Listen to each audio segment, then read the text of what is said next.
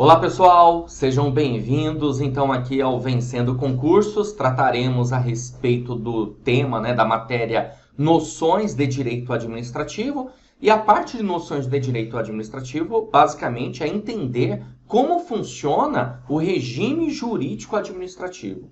Então, são informações aí pertinentes para você. Nesse vídeo, nós trataremos aí de conceitos e resolveremos também questões para que você possa observar como que o tema já foi abordado em prova de concurso, tá bom? Então acompanhe comigo aí as primeiras informações a respeito desse tema que trataremos nesse vídeo. Olha só, galera, aqui nós temos conceitos, sobre regime jurídico administrativo. E qual o conceito que nós podemos ter a respeito dessa informação? Que o regime jurídico administrativo, na verdade, ele é um conjunto de normas, tá bom? O que são normas, Normas são regras, normas são princípios, assim como eu coloquei aqui para vocês, conceito de princípios, leis, ordenamentos, isso são normas, como por exemplo também decretos, certo? Regulamentos. Então, quando a administração pública ela cria um decreto, tem uma lei, tem um ordenamento, ou simplesmente o órgão público ele tem uma instrução normativa, logo nós teremos isso como um conjunto de quê? Conjunto de normas, ok? Então, primeiro conceito aí interessante que você pode observar aqui comigo.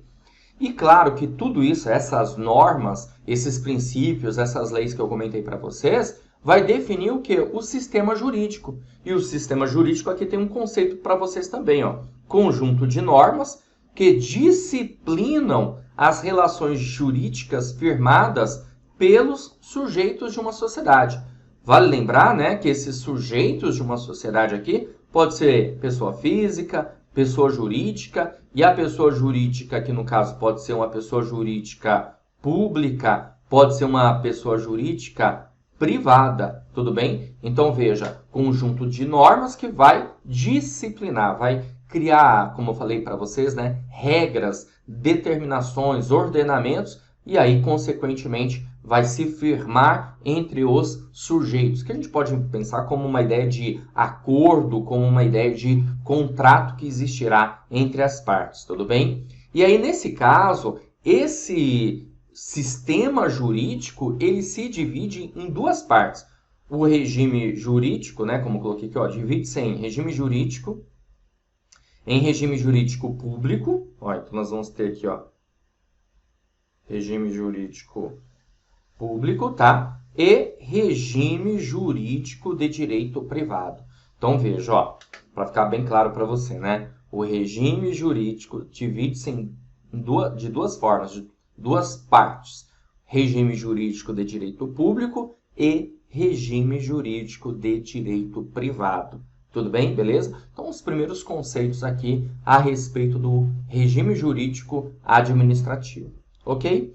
Dando continuidade, vamos lá, vamos visualizar mais informações a respeito disso. Então, veja, para a gente ter uma boa noção a respeito do tema, é preciso que tenhamos aí, você consiga entender a diferença, entre direito privado e direito público. Porque eu acabei de falar que nós temos uma divisão entre o regime jurídico de direito privado e o regime jurídico de direito público, ok? O regime jurídico de direito privado, como eu coloquei aqui, são relações jurídicas firmadas entre particulares. Ok? Entre particulares. Mas vale salientar para você que nós podemos aí, no caso, entender o seguinte, que são pessoas, pessoal? Pessoas que não estão dentro da administração pública. Beleza? Não estão dentro da administração pública. Por quê? Porque a partir do momento que estão dentro da administração pública, aí nós passamos a ter o direito público, certo? Então, no caso aqui, nós podemos observar e entender o seguinte, é quando há um contrato. Exemplo, né? Você adquiriu o nosso curso preparatório, então há um acordo, há um contrato entre nós. Nem eu, Cristiano, vencendo concursos, e nem você está dentro da administração pública, faz parte da administração pública, ok? Nós podemos pensar, por exemplo, aqui também num contrato de locação. Você vai ter aí o locatário, o locador, certo? Então, são pessoas que não estão dentro da administração pública, certo? E aí é interessante a gente observar que no direito privado, no regime jurídico de direito privado, a relação que existe aqui é uma relação de igualdade, certo? Porque o contrato que será firmado entre as partes é um contrato de igualdade, é um contrato aí de horizontalidade. Ou seja, estão dentro do mesmo patamar. Mesmo que, em alguns momentos, uma das partes pode ter um contrato que nós chamamos, por exemplo, de contrato de adesão, certo? Por exemplo, é um contrato de adesão, as cláusulas já estão lá dispostas e você entende que aquilo vale a pena para você, aquele negócio, né? Por exemplo, uma locação, uma compra de um produto, e aceita lá os termos. Mesmo assim, há uma relação de igualdade, de horizontalidade, ok? Já o direito público, ele tem a sua diferença justamente por quê? Porque, nesse caso do direito público, haverá uma supremacia da administração pública, certo? Ó, supremacia. Haverá, no caso, uma supremacia e também restrições, certo? O que são essas restrições, né? Limitações que, obviamente, ocorrerão por conta da administração pública. Isso significa dizer que a administração pública ela não pode ultrapassar certos limites. Ela não pode, por exemplo, ferir o seu direito, ferir direitos individuais. Tudo bem? E, de qualquer maneira, a administração pública, ela tem condições de impor obrigações, tá? Ó, ela tem condições de impor obrigações a terceiros, certo? A terceiros.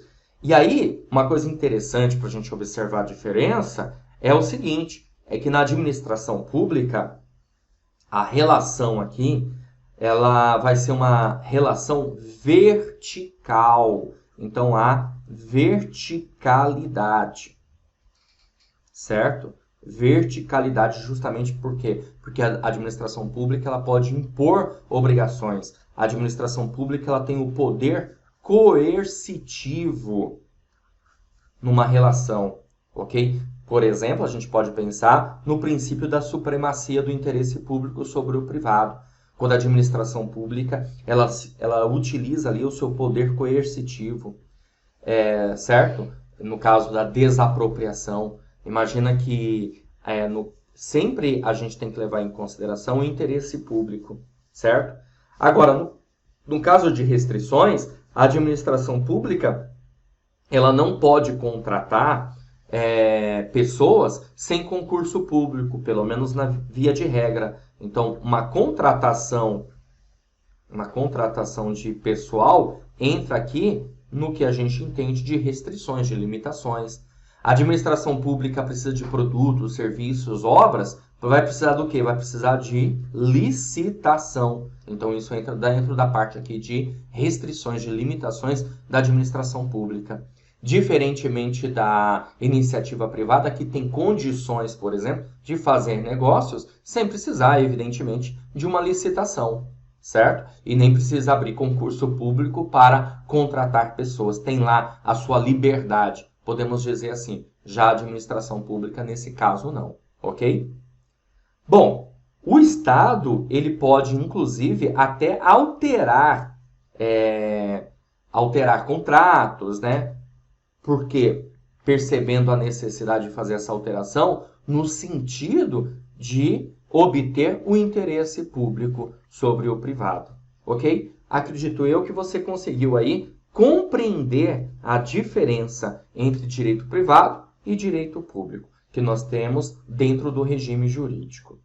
Bom, continuando, o regime jurídico administrativo, ele faz o que, na bem da verdade, pessoal? O regime jurídico administrativo, ele dá identidade ao direito administrativo, certo? Ou seja, o regime jurídico administrativo, ele passa a ser a identidade da administração pública, do direito administrativo. Por quê? Porque nós passamos a ter leis que normativam o Estado.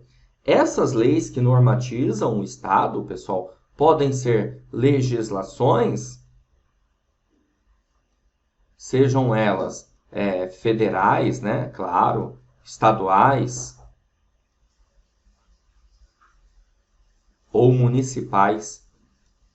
Tudo bem? Então, nós vamos ter leis que vão normatizar o Estado. Temos a própria Constituição Federal, no caso, ou seja, conjunto de prerrogativas. O regime jurídico é isso, ó, conjunto de prerrogativas e restrições.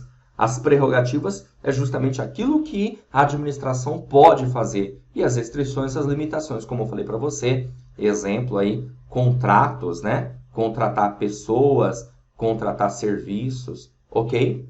E o regime jurídico administrativo, ele é formado por dois princípios.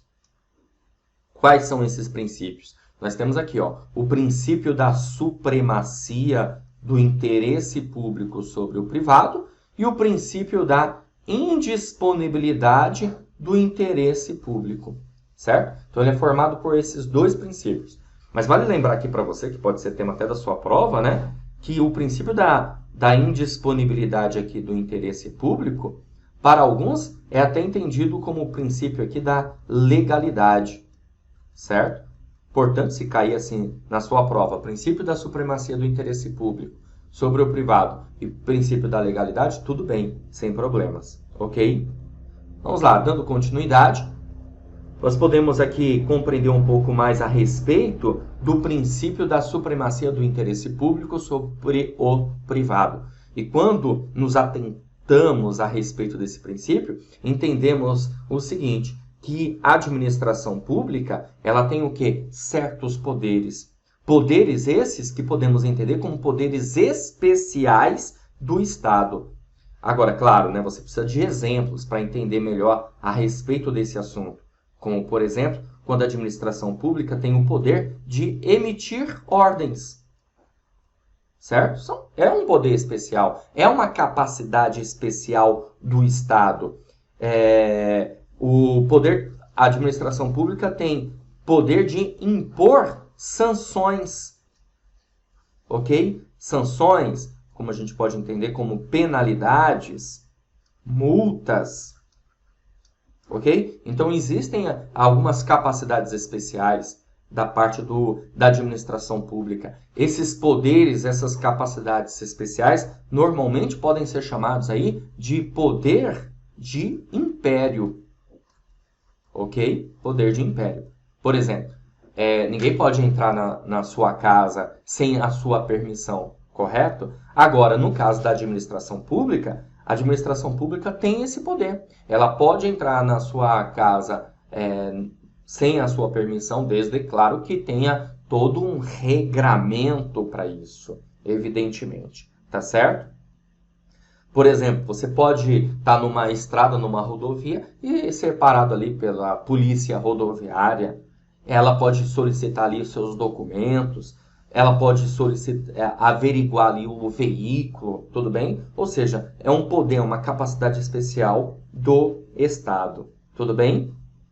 Beleza? Outra coisa que a gente pode observar a respeito da supremacia do interesse público sobre o privado é que, em alguns momentos, há e existem conflitos de interesse. Certo? Conflitos de interesse entre o coletivo e o privado. E nesse caso, quando há conflitos de interesse entre o individual e o coletivo, sempre prevalecerá, prevalece, no caso, o coletivo, a coletividade. Certo? Beleza? Então é bem interessante isso. A coletividade ela está sempre acima do particular. Um exemplo aqui interessante para você observar aqui comigo, tá? Exemplo. Você tem o direito de dirigir carro? Tem. Você pode dirigir um carro. Só que para dirigir um carro, você vai precisar do quê? Você vai precisar de carteira de motorista, você vai precisar de CNH. Se você não tiver CNH, você pode sair por aí dirigindo o carro, mesmo que você saiba dirigir? Não, você não pode. Por quê? Porque, na verdade, há uma coletividade maior aí, né? Ou seja, você tem até esse direito, mas para isso você tem que estar dentro de regras estabelecidas pela administração pública, ok? Você, por exemplo, pode comprar um lote, um imóvel, né? Um terreno e construir uma casa, mas para você construir essa casa, você precisa estar dentro de certas regras, observar certas regras, que quem estabelece essas regras justamente quem é? É o Estado, dentro dessa capacidade especial que o Estado passa a ter. Tudo bem? Beleza? Então, é bem interessante nós observarmos a respeito dessas informações relacionadas à administração pública. Bom, outra coisa que eu quero aproveitar aqui, passar para você a respeito desse tema, antes de dar continuidade no outro princípio, deixa eu abrir aqui uma tela em branco para você visualizar aqui comigo. Olha só. Tudo isso que eu comentei para você está ligado justamente, né, ao interesse público. Certo? Está ligado ao interesse público. E esse interesse público, pessoal, da supremacia, ele pode, na verdade, ter duas dimensões aí. O interesse público primário e o interesse público secundário. Ok? Beleza? O que acontece? Qual a diferença aqui que a gente pode observar? E já foi até tema de prova essa informação. Ok? É que o interesse público primário, ele tem a ver com a coletividade. É quando a administração pública se utiliza do princípio da supremacia do interesse público para a coletividade, o que seja melhor para todos, né? Que é o caso, por exemplo, imagina que uma determinada localidade, a administração pública entenda que aquela localidade é o melhor lugar para passar uma estrada, porque já foi feito um estudo ali, por exemplo. Aí a administração pública, tá vendo aqui a estradinha que estou fazendo? Aí a administração pública, ao perceber isso aqui, ela faz o quê? Ela vai lá e compra esses imóveis num processo aqui de desapropriação. Desapropriação aqui desses imóveis, tá? Mas a administração pública, aí claro que o indivíduo aqui, o particular, que tem um imóvel, talvez ele não queira vender, mas ele vai ter que vender de qualquer forma por conta desse processo de desapropriação. Por quê? Porque essa estrada aqui, ela é para o bem coletivo, conforme eu falei para você. Tudo bem? Beleza? Então, seria o que? O interesse público primário, a bem da coletividade. Só que nós podemos ter aqui também o conceito de interesse público secundário. Quando o interesse, aqui no caso, quando o interesse, ele passa a ser, na verdade, do próprio Estado. Você vai anotando essas informações aí também, tá? Do próprio Estado. Por exemplo, quando um governante, ele deseja, claro, terminar uma obra que seja vantagem para o Estado. Cuidado, né? Não vantagem necessariamente para ele, né? Mas vantagem para o Estado, no caso. Entendeu? Então, aí é um interesse público secundário. Beleza? De uma certa maneira, né? Acaba sendo vantajoso para aquele governante também. Evidentemente. Tá certo? Então, fique esperto com essa informação. Bom, vamos lá continuar.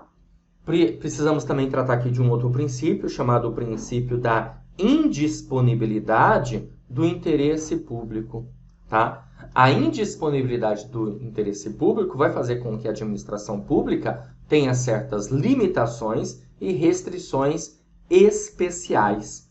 Tudo bem? Bom, porque, na verdade, a administração pública ela vai ter certas limitações e restrições especiais, porque tem que ser respeitado, aqui no caso, os direitos individuais.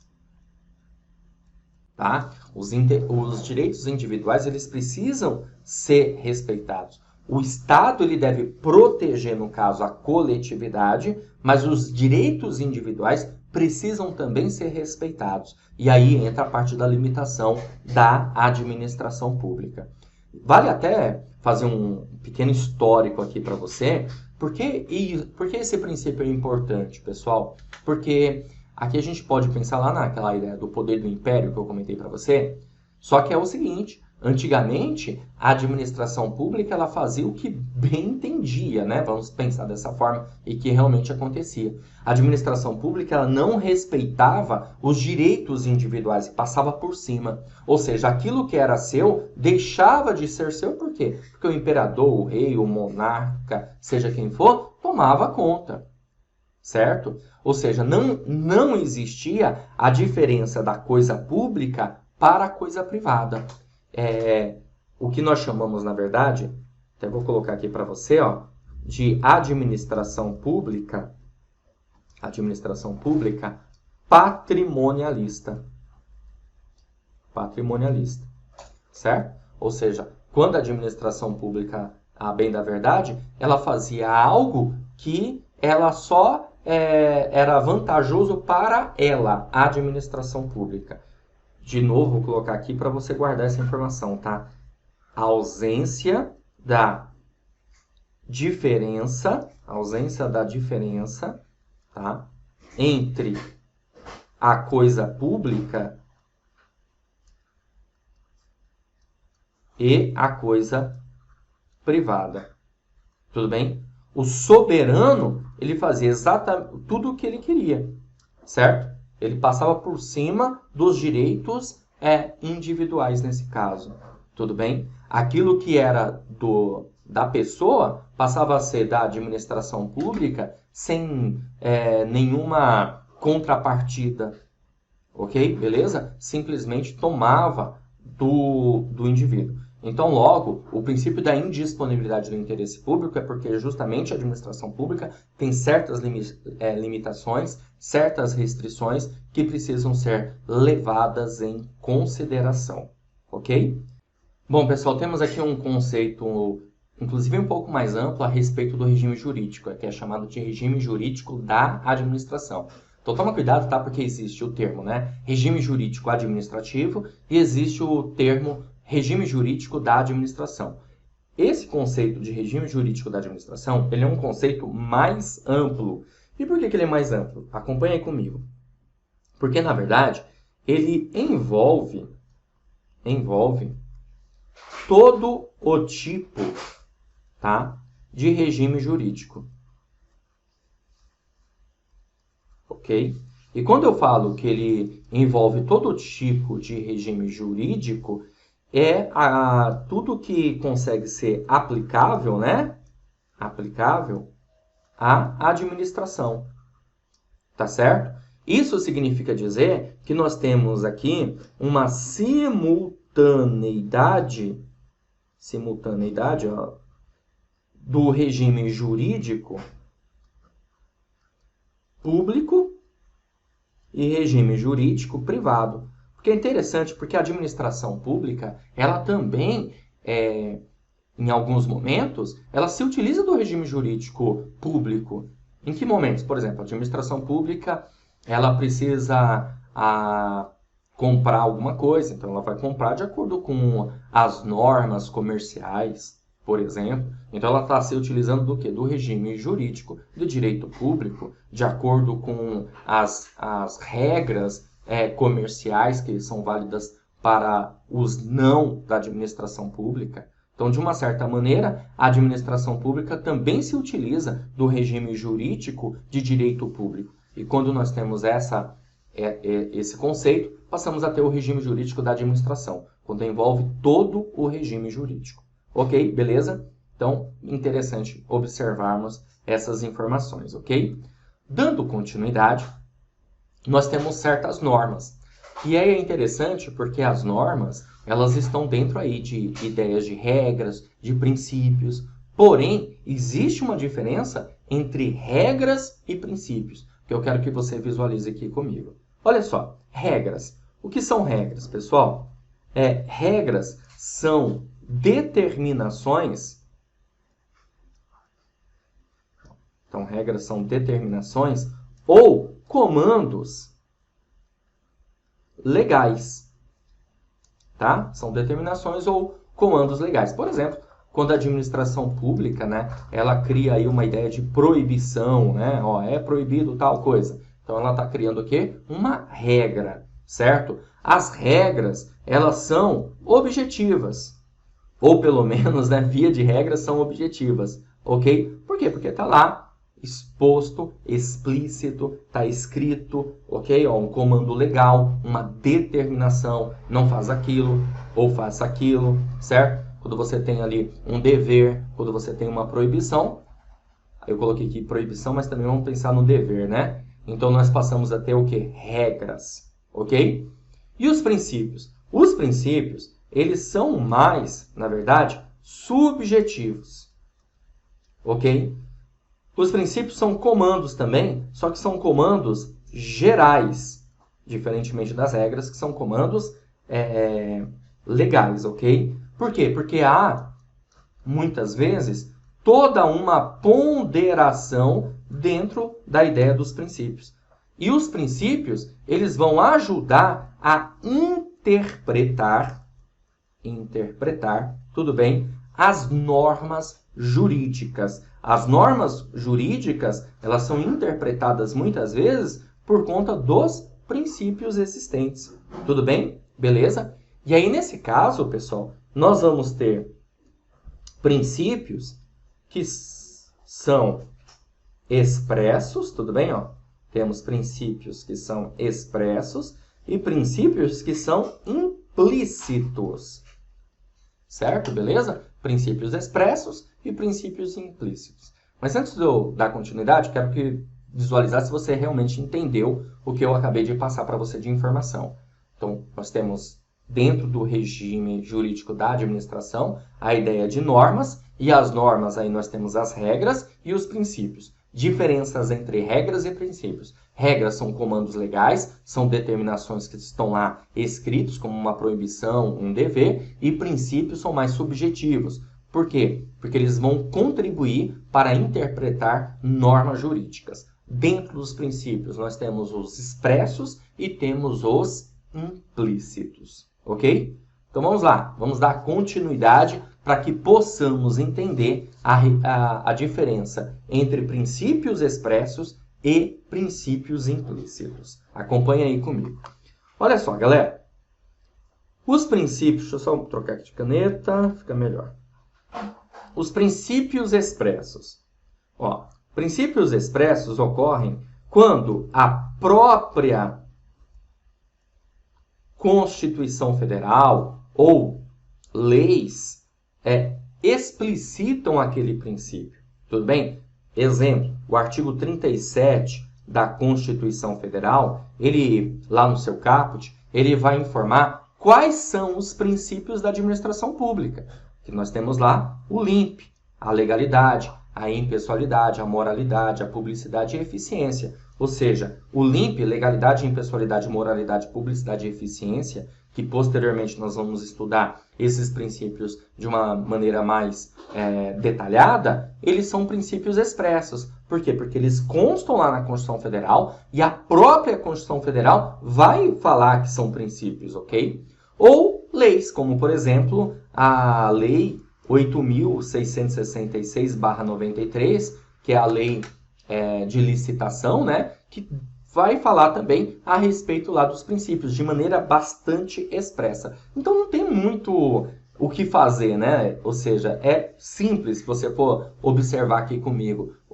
Em princípio expresso, está explícito, está escrito lá, beleza? Seja na Constituição Federal, seja numa lei, seja numa legislação. Aqui eu citei como exemplo a Lei 8.666/93, ok? E temos os chamados princípios implícitos. Os princípios implícitos, normalmente eles decorrem, tal, vou colocar aqui, ó, os princípios decorrem de outros princípios. Exemplo, o princípio da impessoalidade, que consta lá na Constituição Federal, no artigo 37, esse princípio ele tem várias derivações. E aí, as suas derivações, nós passamos a ter o quê? Princípios implícitos, certo? Beleza? Como, por exemplo, princípio da finalidade, isonomia, igualdade, ok? Os princípios implícitos, eles também decorrem de norma constitucional, ou seja, dentro da própria Constituição, nós vamos encontrar princípios implícitos. Eles decorrem também de ordenamento jurídico, certo? Nós vamos encontrar, por exemplo, o princípio da supremacia do interesse público, o princípio da indisponibilidade do interesse. São, na verdade, princípios aí implícitos que decorrem do próprio ordenamento jurídico. É interessante, né? O que eu acabei de comentar para você, quero que você entenda dessa forma, que existem princípios que nem estão, assim, necessariamente na Constituição Federal ou numa lei. É no ordenamento jurídico como um todo, certo? Para que possamos entender e interpretar justamente as regras, ok? Os princípios implícitos, eles podem também decorrer, pessoal, de jurisprudência. Olha só, muitos princípios, na verdade, decorrem de jurisprudência, de entendimento, certo? Então, são chamados princípios implícitos. É claro e evidentemente que no decorrer de nossas aulas, você verá aqui mais detalhadamente os princípios expressos e os princípios implícitos, ok? Dando continuidade, galera, está na hora de nós resolvermos questões para que você possa observar como que o tema pode ser abordado na sua prova. Então, tenho essa primeira questãozinha aí, dá uma analisada comigo, tá? Ó, você vai fazer sempre assim, tá bom? Você vai pausar o vídeo, tentar resolver a questão e depois escutar meu comentário, ok? Então, visualiza essa questão comigo, ó. A questão diz assim: os princípios que balizam a atuação da administração pública, aí você tem, alternativa A, decorrem do regime publicístico e não estão explícitos em normas específicas, salvo a moralidade que possui assento constitucional. Alternativa B, estão todos subordinados ao princípio da legalidade, erigido pela Constituição Federal como cláusula pétrea. Alternativa C, estão, em sua maioria, explícitos na Constituição Federal e comportam harmonização e ponderação sem prevalência a priorística de um sobre o outro. Alternativa D, comportam gradação para fins de aplicação em situações concretas, sendo os da moralidade e eficiência considerados prevalentes. Alternativa E, dependem para sua aplicação de positivação em legislações específicas, em decorrência justamente da legalidade, considerado um princípio implícito decorrente do regime democrático. Qual o gabarito da questão? Bom, espero que você tenha marcado aí a alternativa C. Uma questão bem complicadinha, mas interessante para a gente trabalhar. Bom, a alternativa A fala, decorrem do regime publicístico, né, de publicidade, e não estão explícitos. Errado, né? Isso aqui já dá para você matar a charada que está errado, porque nós verificamos que os princípios podem sim ser o quê? Explícitos, expressos, ok? Então já visualizamos que a alternativa A está errada. Alternativa B, estão todos subordinados ao princípio da legalidade? Não, todos. Como assim todos? Na verdade, eles têm, não necessariamente vão ter prevalência sobre o outro. Então, errada essa informação. Alternativa D, comportam gradação para fins de aplicação em situações concretas, sendo os da moralidade e eficiência considerados prevalentes, ou seja, eles estão acima dos demais. Errado essa informação, tá? Porque vai depender da situação, do que ocorre, para se verificar qual o princípio que melhor está ali adequado àquela situação, ok? E a alternativa E, dependem para sua aplicação de positivação de legislações específicas, em decorrência justamente da legalidade, considerado um princípio implícito. Aqui está falando que o princípio da legalidade é um princípio implícito. Errado. O princípio da legalidade é um princípio explícito, expresso, que consta no artigo 37. Outra coisa, não depende de estar lá em legislação específica, tudo bem? Se tiver na norma constitucional, na Constituição Federal, já está valendo. E a alternativa C, estão em sua maioria explícitos na Constituição Federal? Sim, nós temos lá os princípios do artigo 37, por isso que ele comenta sobre isso. E esses princípios balizam a atuação da administração pública e comportam harmonização e ponderação, ou seja, eles precisam estar, né, de maneira equilibrada, harmonizada, ponderada, sem prevalência a priorística de um sobre o outro. Exatamente, certo? Bem interessante a alternativa C. Preferiria se na alternativa C estivesse falando princípios explícitos e implícitos. Talvez seria interessante. Mas aqui ele colocou, né, em sua maioria. É claro, evidentemente, que nós temos muitos princípios implícitos, ok? É a alternativa mais correta, mas ela cabe uma certa dúvida aí por conta dessa coisa de colocar em sua maioria. Depende de que a gente pode pensar em quantidade. Em quantidade pode ser que de repente a gente pense nos princípios implícitos como maioria, tá? Então tem que ser trabalhado. Agora, uma coisa é certa, né? Na Constituição Federal, muito provavelmente é o lugar que nós vamos encontrar mais princípios explícitos. Aqui, a banca examinadora foi a banca FCC que trabalhou essa questão, tá certo? Dando continuidade, pessoal, vamos resolver mais uma questão.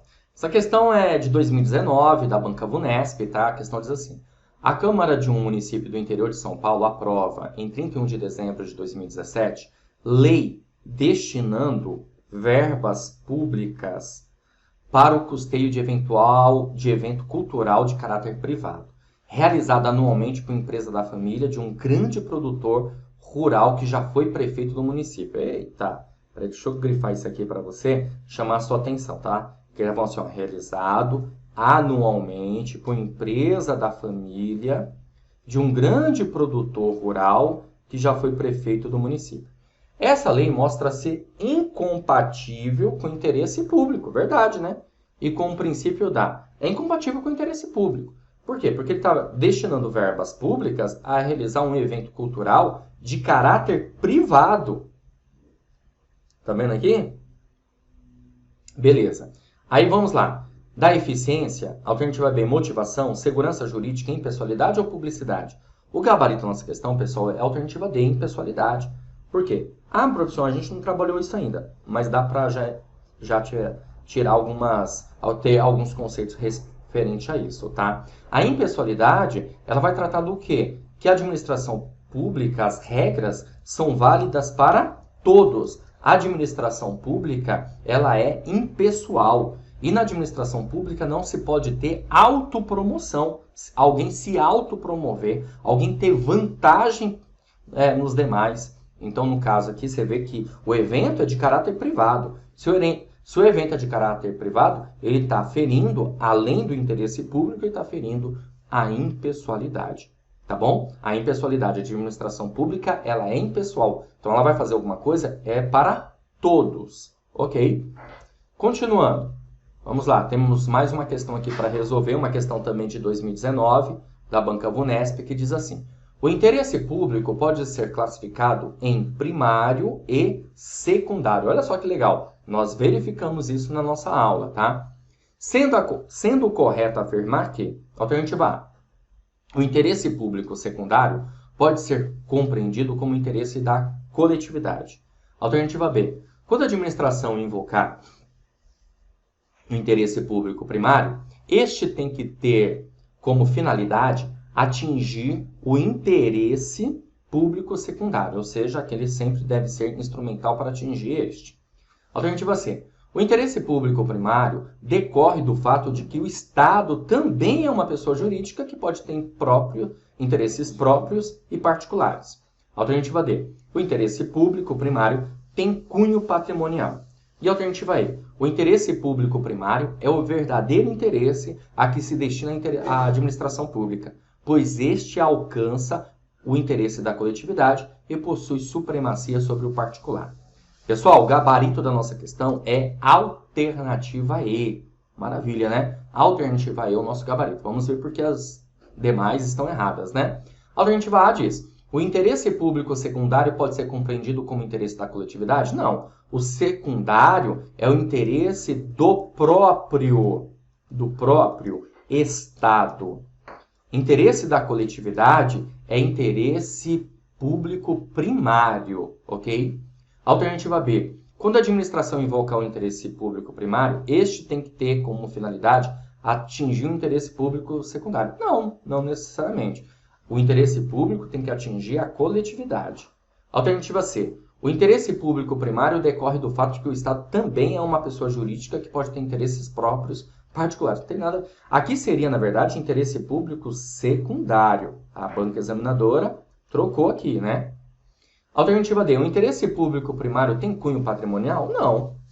E aí ficamos com a alternativa E. O interesse público primário é o verdadeiro interesse, porque vale lembrar, né? Por isso é chamado de primário, não à toa, pois este alcança o interesse da coletividade. Maravilha. E possui supremacia sobre o particular. Então, princípio da supremacia do interesse público sobre o particular. Ok? Coletividade.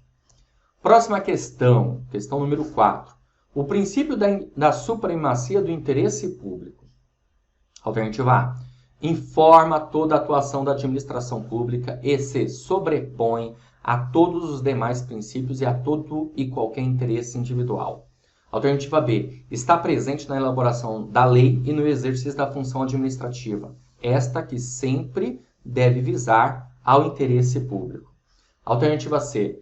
Informa toda a atuação da administração pública, recomendando ainda que, excepcionalmente, o descumprimento de norma legal, desde que se comprove que o interesse público restará melhor atendido.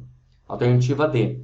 Traduz-se no poder da administração pública de se sobrepor discricionariamente sobre os interesses individuais, dispensando a adoção de formalidades legalmente previstas. E alternativa E. Está presente na atuação da administração pública e se consubstancia na presunção de veracidade dos atos praticados pelo poder público. Gente, o gabarito da nossa questão é a alternativa B, tá? Está presente na elaboração da lei e no exercício da função administrativa, está esta que sempre deve visar ao interesse público. Essa é a ideia justamente do princípio da supremacia do interesse público, ok? Visar ao interesse público, sempre, ok? A alternativa C diz: informa toda a atuação da administração pública? Claro que não. Vai informar toda a atuação? Não tem como, certo? Traduz-se no poder da administração pública de se sobrepor discricionariamente sobre os interesses individuais? Não seria sobrepor discricionariamente. Se a gente pensar visa o interesse público, então é algo mais vinculado. Mas o erro maior aqui é falar o seguinte, tá? Até vou grifar. Dispensa a adoção de formalidades legalmente previstas? É errado. Está presente na atuação da administração pública e se consubstancia na presunção da veracidade dos atos praticados pelo poder público? Presunção da veracidade não tem nada a ver. Então, ficamos aí com a alternativa B nessa questão, ok? Bom, galera, assim eu finalizo essa aula. Espero ter ajudado, contribuído mais uma vez. Vou ficando por aqui e a gente se vê na próxima aula. Valeu, grande abraço! Você acaba de assistir a uma aula, a uma parte das muitas aulas que nós temos aqui no curso preparatório Gabaritando Campinas, Agente Administrativo. Bom, e se você assistiu a aula é porque você gostou, não é verdade? Então continua, porque eu tenho um recado importante para te passar.